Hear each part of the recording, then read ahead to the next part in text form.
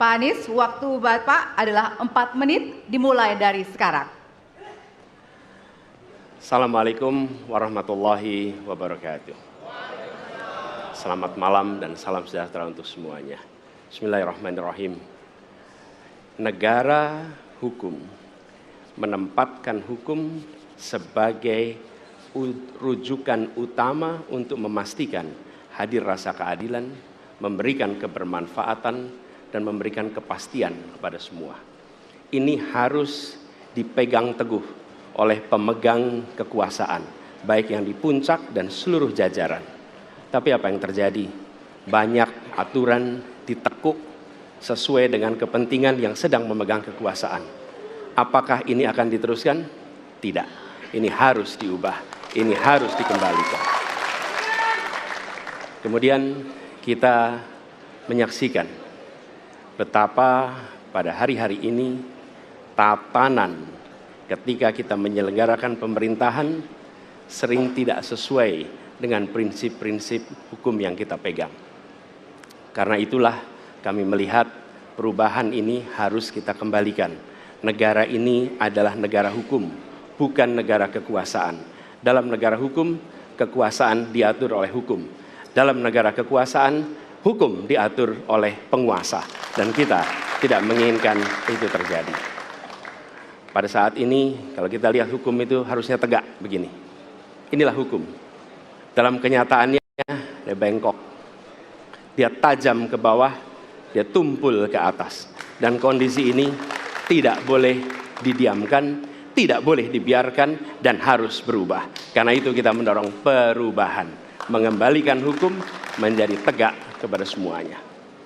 Dan bila kita saksikan hari ini, ada satu orang milenial bisa menjadi calon wakil presiden.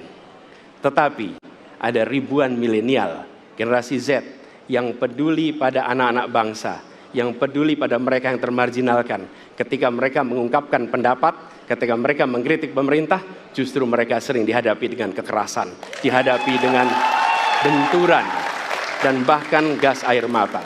Apakah kondisi ini akan dibiarkan? Tidak, kita harus lakukan perubahan. Oleh karena itu, kami memperhatikan ini sebagai hal yang mendasar. Yang tak kalah penting, ini kedua nih, yang tak kalah penting. Kita menyaksikan pada saat ini, ada peristiwa seperti peristiwa Ibu Mega. Ibu Mega Suryani Dewi, seorang ibu rumah tangga yang mengalami kekerasan rumah tangga, lapor pada negara, tidak diperhatikan, dan dia meninggal korban kekerasan. Apakah akan dibiarkan? Tidak, ini harus diubah. Dan tidak kalah penting, hadir bersama saya di sini, ayahnya Harun Ar-Rasyid.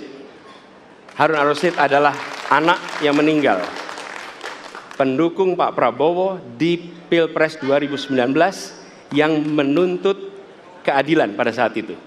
Protes hasil pemilu. Apa yang terjadi? Dia tewas sampai dengan hari ini tidak ada kejelasan. Apakah ini akan dibiarkan? Tidak. Ini harus diubah. Karena itu, kami mendedikasikan diri.